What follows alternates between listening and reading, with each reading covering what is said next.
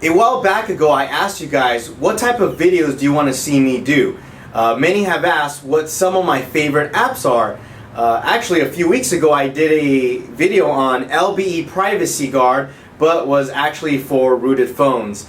Today, I'm going to be doing a video on an app that actually was suggested by you guys, and after using it for a while, I actually enjoyed it. And it's probably one of my favorite apps that I use. And the best part is that you don't need root access, so let's get started.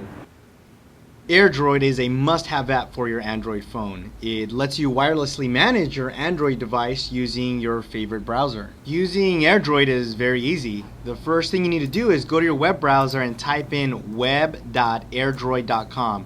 I highly recommend you create a bookmark for easy access later. If you're like me and want to do it like a boss, I use Rainmeter for my desktop. So when I click on my friend Andy here, it will automatically take me to the web URL. Since I use AirDroid so much, I just felt appropriate to have this feature on my computer. Once the site is loaded, you will see a set of instructions on the left. On the right is where you need to go to log in. But before we can log in, we need to load the AirDroid app on the phone. I've also created a shortcut on my home screen. When I click on my buddy Andy here, it will load up AirDroid. There are two ways to log in. You can type in a passcode that is given to you when you first load up the app, but I prefer this method instead. It is much quicker, which is using the QR code. Tap the camera icon on the phone, which will bring up the camera and scan the QR code using your phone. If you've done everything correctly, the web page should load. You will see a really nice user interface with icons that look like apps on the left and information about your phone on the right. You will also see a top nav with a search bar, which we will talk about later. Let's go ahead and start off with the left side first. AirDroid is a file management system, but it can also do much more than just that. Let's take a look at some of those features. We will start off with messages. Here you are able to read your text messages. You can also send and receive messages.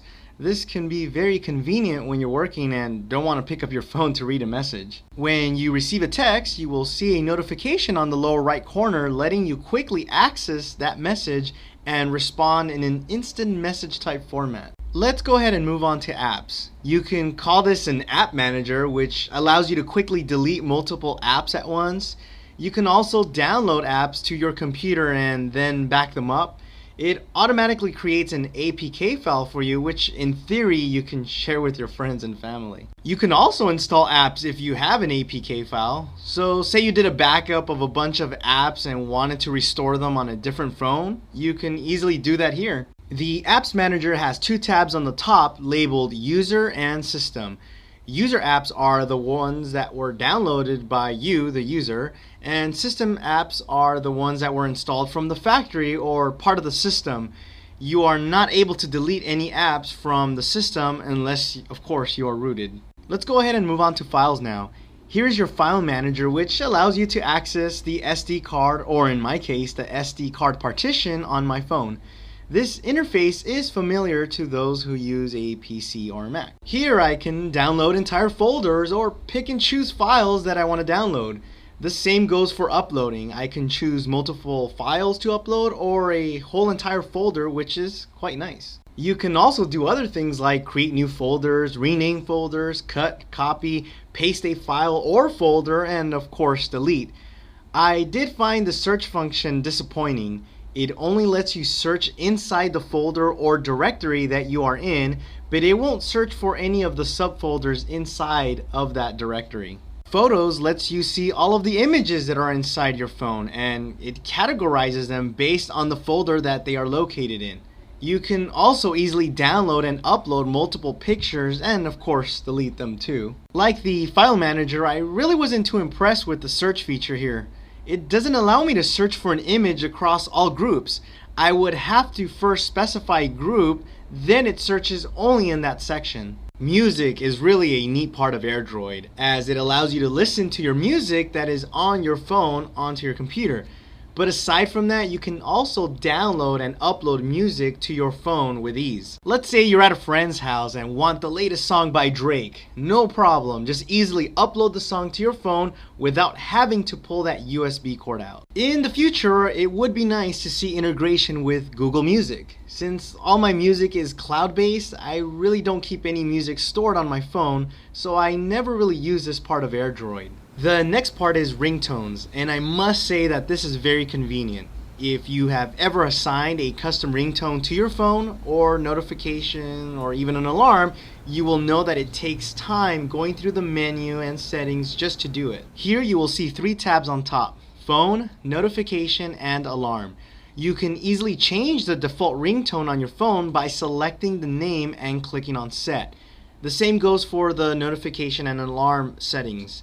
You can also play, download, and of course upload new ringtones. Videos is one of my favorite features of AirDroid. Here you can easily stream your videos or movies that are on your phone to your computer. I was really impressed at how well it does this, and it's also fast.